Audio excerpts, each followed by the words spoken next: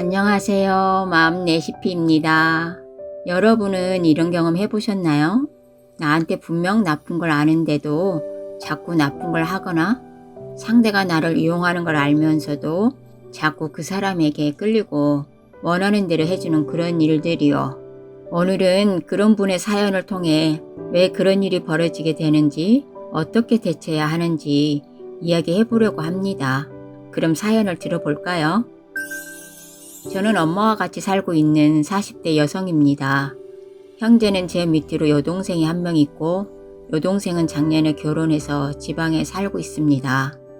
여동생 남편은 저를 만나면 자꾸 돈이 없다고 하는데 그럴 때마다 저는 마음이 흔들려서 돈을 주게 됩니다. 자영업을 하는 여동생 남편은 손님이 없거나 재고가 쌓이면 힘들어 하는데 그런 이야기를 들으면 내가 안 줘도 되는 걸 알면서도 자꾸 돈을 주게 됩니다. 그러다 보니 여동생 남편은 어느새 저한테 돈 받는 걸 당연하게 여기는 것 같고 갚지도 않습니다. 다음에는 빌려주지 말아야지 다짐을 해도 여동생 남편이 우는 소리를 하면 또 빌려주고 맙니다. 제가 왜 이러는 걸까요? 제가 사귀던 남자들은 하나같이 다 사기꾼이나 마찬가지였습니다. 사업을 한다, 공부를 한다, 몸이 안 좋다, 등록금이 없다 등등. 다들 이유는 달랐지만 저만 보면 돈을 달라고 했고 저는 그들에게 돈을 주고는 여지없이 차이곤 했습니다. 제가 남들보다 더 부자이거나 돈을 월등히 잘 버는 것도 아닌데 저한테 자꾸 마음 약해지는 말을 하며 돈을 받아간 것 같습니다. 저는 제가 그런 사람들을 한테만 마음이 끌리는 게 두려워서 결혼을 안 했는데 이제는 여동생 남편한테 돈을 빼앗기는 건 아닌가 하는 생각이 들었습니다. 어릴 적 부모님은 항상 돈 때문에 많이 다투셨습니다. 아버지는 집에 잘 오지 않다가도 오랜만에 오시면 엄마한테서 돈을 받아내서 또 나가시곤 했습니다. 당시에는 몰랐지만 아버지는 그 돈으로 도박을 하셨다고 해요. 엄마는 다시는 주지 않겠다고 울며 다짐하셨지만 아버지가 돌아와서 또 돈을 달라고 하면 싸움 끝에 결국 돈을 주시거나 빼앗기셨습니다. 저희는 그런 아버지 때문에 한동안 굉장히 어렵게 살아야 했고 아버지를 피해 몰래 이사도 여러 번 해야 했습니다. 초등학교 때 저는 여동생이 항상 학교에서 저만 보면 친구들하고 놀러 간다며 돈을 달라고 하곤 했습니다. 그러면 저는 반 친구들 앞에서 돈이 없다는 소리가 하기 싫어서 용돈이 많은 척하며 제 수중에 있는 돈을 다 내주곤 했습니다. 여동생은 제가 반 친구들 앞에서 돈을 잘 주는 걸 알고 항상 교실로 저를 찾아와서 돈을 달라고 했고 그럴 때마다 저는 용돈뿐만 아니라 저한테 있던 간식도 같이 빼앗겼습니다. 여동생이나 저는 엄마한테 항상 같은 돈을 받았지만 여동생은 늘 그런 식으로 저보다 더 많은 돈을 썼고 한 번도 그걸 저한테 갚은 적이 없습니다. 여동생 남편에게 돈을 주지 말아야지 하고 있다가도 정작 그 앞에 서게 되면 먼저 가슴부터 두근거리고 등에서 식은땀이 나곤 합니다. 처음에는 무슨 병인 줄 알고 병원도 가보았지만 전부 정상이라는 말만 들었습니다. 저는 돈을 돌려달라는 말을 하려고 하면 목구멍으로 침을 삼키는 것도 어렵고 여동생 남편을 똑바로 쳐다보기도 힘이 듭니다. 그 돈을 달라고 하면 꼭 내가 나쁜 사람이 되는 것 같은 그런 기분이 드는데 혼자 있을 때면 제가 빌려준 돈을 주지 않고 둘만 편하게 돈을 쓰며 사는 것 같아 억울하고 잠도 오지 않습니다. 최근에는 별것도 아닌 일에도 자꾸 화가 나고 짜증이 납니다. 이런저런 불안한 생각도 끊이질 않고요.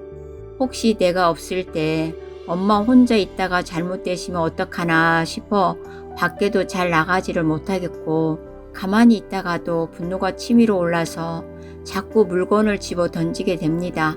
이런 일이 반복되다 보니 제 자신이 초라하고 불쌍하게 느껴져서 견딜 수가 없습니다. 병원에서 준 약을 먹고 잠이 들어도 자꾸만 깨고 그렇게 깨면 가슴이 답답해서 숨이 막히는 것 같습니다. 어디서부터 잘못된 걸까요? 도움을 받고 싶습니다. 사연자님의 이야기 잘 들었습니다. 돈을 빌려주지 말아야지 다짐에 다짐을 했는데도 거절하지 못하고 주게 되었을 때 그런 내 모습에 많이 속상하고 화도 나면서 마음이 많이 힘드셨을 것 같아요. 사연자님의 이야기를 토대로 도움을 드린다면 다음과 같이 몇 가지 생각해 볼 수 있을 것 같아요. 첫 번째로 사연자님은 혹시 어렸을 적에 부모님이 항상 돈 때문에 많이 다투시고 어쩔 수 없이 돈을 주는 엄마의 모습을 보시면서 나는 이 다음에 어른이 되면 엄마처럼 안 살 거야 라는 마음에서 결단을 하시지는 않았을까라는 생각을 해보게 되는데요. 만약 이런 생각을 하게 되었다면 내 에너지가 엄마처럼 안 살겠다는데 많은 에너지가 소모가 돼요. 그래서 결국은 에너지를 많이 사용하게 된 모습으로 내가 살아가게 된다는 거죠. 그럼 여기서 벗어나려면 엄마처럼 안 살 거야 라는 생각을 하고 있었다는 것을 먼저 인정하셔야 돼요. 인정을 했을 때 그 삶에서 멈추고 방향을 틀 수 있게 되거든요. 어떤 삶을 살고 싶으세요? 생각해 보셨다면 이제 그 방향으로 선택하시면 좋을 것 같아요. 두 번째, 사연자님은 돈에 대한 이미지를 어떻게 생각하고 있는지 궁금합니다. 아마도 부모님이 돈과 관련해서 많이 싸우시는 모습을 보면서 어린 나이에 돈이란 나쁜 거라는 인식을 가질 수 있어요. 그러면 무의식에서는 돈이 나쁜 것이기에 나에게 있으면 안 되라는 생각을 하게 되고 그 생각이 의식에 어떻게 영향을 미치냐면 다른 사람들에게 돈을 주게 되는 상황이 연출되지 않나 생각해 봅니다. 만약 돈에 대한 나쁜 인식이 있었다면 이 또한 인정을 해보세요.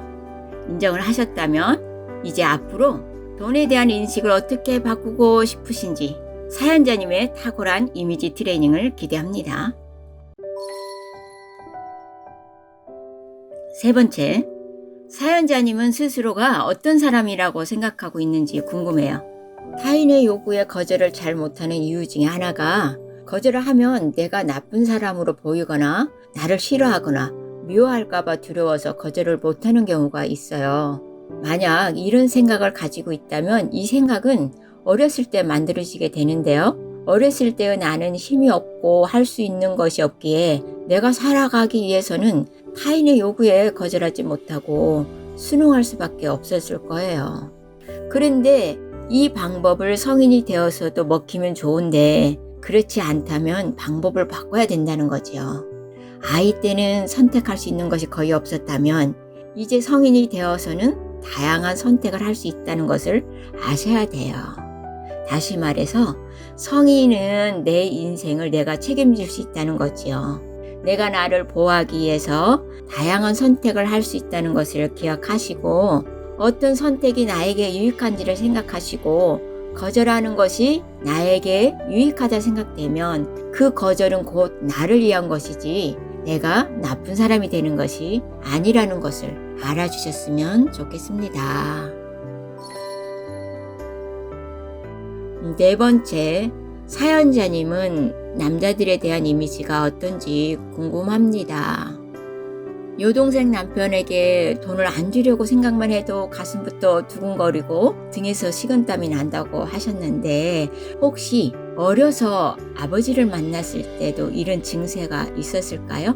만약 아버지에게 느꼈던 것을 성인 남자에게서도 느낀다면 이건 아빠에 대한 부정적인 감정이 전이된 것으로 보입니다. 이럴 때는 아빠와 성인 남자를 분리하시면 좋아요. 그리고 아빠를 보면 가슴이 콩닥콩닥 하면서 두려워했을 어린 내면아이 마음이 이렇게 두렵고 힘들고 괴로웠겠구나 하고 그 마음을 알아주고 위로하고 안아주셨으면 좋겠습니다. 다섯 번째, 사연자님에게 마지막으로 하고 싶은 말은 지금부터라도 누구 눈치 보지 않고 하고 싶은 대로 한다면 어떻게 하고 싶은지 생각해 보시고 타인에게 해를 끼치지 않는 선에서 해보시길 권유합니다.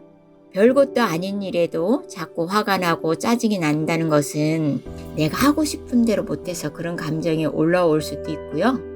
반대로 타인이 내 마음을 알아서 내가 원하는 대로 척척 해주기를 바라는데 타인이 그렇게 안 해줄 때도 화가 나고 짜증이 날 수 있거든요. 그렇다면 이제는 타인이 해주기를 바라지 말고 내가 직접 하고 싶은 것을 하게 되면 화가 나지 않을 수 있습니다. 또 하나 팁을 드리자면 내가 할 수 있는 것과 할 수 없는 것을 잘 구별해 보세요. 그래서 내가 할 수 있는 것은 내가 하면 되고 할 수 없는 것은 내려놓는 거예요. 예를 들면 엄마에게 나쁜 일이 생길까봐 걱정하는 것은 내가 어찌 할 수 없는 거잖아요. 다시 말해서 내가 엄마의 인생을 책임져 줄 수 없다는 거예요. 그러면 이건 내가 어찌할 수 없는 일이니까 라고 생각하면서 내려놓고 내가 엄마를 위해서 할 수 있는 일이 무엇인지 찾아서 할 수 있는 만큼만 해주시면 돼요. 그리고 이보다 더 중요한 것은 내가 행복하게 살아가는 모습을 엄마에게 보여주는 거예요.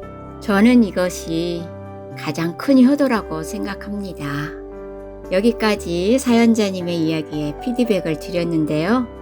도움이 되셨으면 좋겠습니다.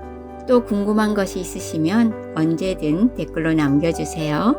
그리고 마음 레시피가 마음에 드셨으면 좋아요 한번 꾹 눌러주시면 많이 행복할 것 같아요. 감사합니다.